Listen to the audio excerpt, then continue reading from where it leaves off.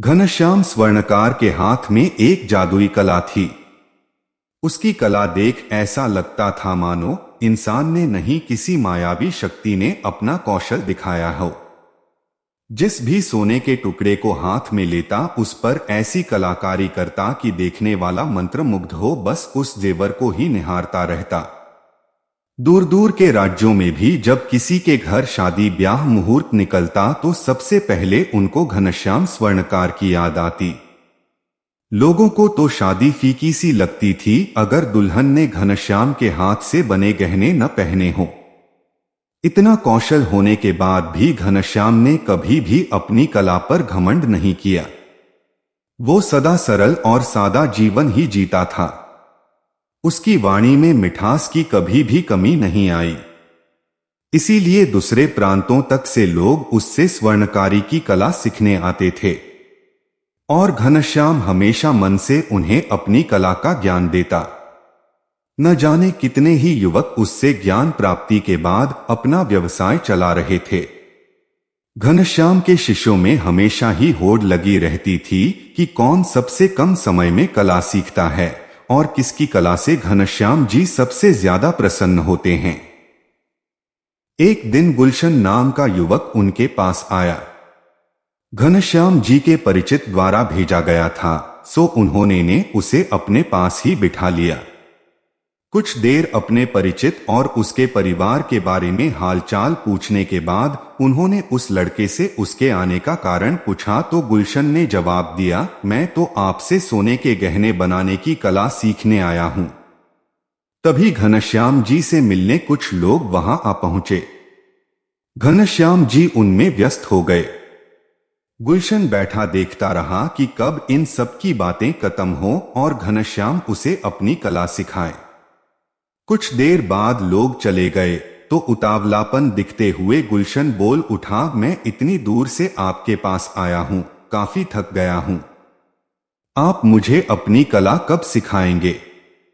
यह सुन घनश्याम जी मुस्कुरा पड़े और बोले, बहुत जल्द।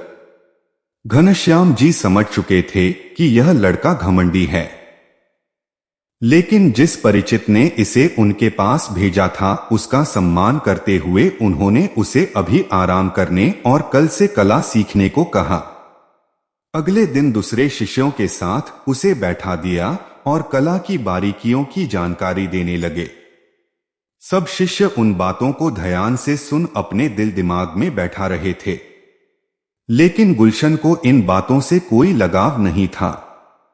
उसे तो बस कलाकारी सीखने की जल्दी थी, जिसके के बाद वह अपनी दुकान खोलना चाहता था। काफी देर के बाद घनश्याम जी ने सबको सोने का एक एक छोटा टुकड़ा दिया और उस पर फूल की कलाकृति बनाने को कहा। सब शिष्य मन लगाकर सोने के टुकड़े पर फूल की आकृति बनाने में जुट गए। फूल बनाने के बाद सबने बनाई हुई आकृति को घनश्याम जी को दिखाया। घनश्याम जी सबके आकृतियां देखते रहे और हर छात्र की प्रशंसा के साथ उसे सुझाव देते रहे। लेकिन जैसे ही गुलशन ने अपन आकृति दिखाई तो घनश्याम जी दंग रह गए। फूल की इतनी सुंदर आकृति तो शायद वो खुद भी नहीं बना पाते। उन्होंने गुलशन द्वारा बनाई गई उस आकृति को सबको दिखाया और गुलशन की जी भर के प्रशंसा की। प्रशंसा सुन गुलशन तो फूला नहीं समा रहा था। अगले दिन उन्होंने सबको एक एक और सोने का टुकड़ा दिया और उस पर मोर बनाने को कहा। उस दिन भी गुलशन ने ऐसा मोर बनाया कि घनश्याम जी दंग रह गए और उसके फिर से खूब प्रशंसा की। 2 दिन से अपनी प्रशंसा सुन गुलशन तो 7वें आसमान पर सैर करने लगा था। उसे लगा कि अगर घनश्याम जैसा स्वर्णकार उसकी कला से इतना प्रभावित है तो वह उसे कुछ और क्या सिखा पाएगा। उसे लगा कि उसने सारी कला तो सीख ही ली है, सो क्यों वहां रहकर अपना समय बर्बाद करना। अगले दिन जब सब घनश्याम जी शिष्यों से घिरे बैठे तो गुलशन अपना सामान लिए उनके पास पहुंचा। उसके हाथ में सामान देख घनश्याम जी ने पूछा, अरे कहाँ जा रहे हो? तब घमंड से सीना तानते हुए गुलशन बोला, गुरुजी, मैंने जो सीखना था सीख लिया, अब तो मैं चला अपनी दुकान खोलने। घनश्याम जी ने उसे काफी समझाया, लेकिन अपने अहंकार और घमंड की वजह से अपने को सर्वश्रेष्ठ समझने वाले गुलशन पर उसका कुछ असर न हुआ और वो वहां से चला गया। गुलशन जब घर वापस पहुंचा तो उसके मां बाप हैरान हो गए। यह कौन सा चमत्कार हुआ कि तुम सब इतनी जल्दी सीख गए? मगर गुलशन पर तो सिर्फ दुकान खोलने का भूत सवार था।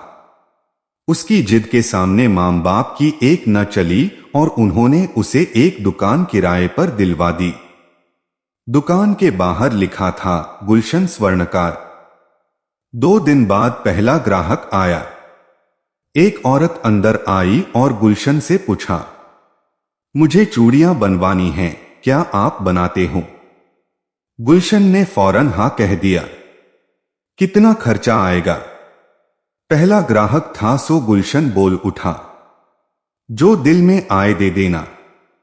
अरे नहीं भाई, पहले हिसाब किताब कर लो, बाद में झंझट में नहीं पड़ना मुझे।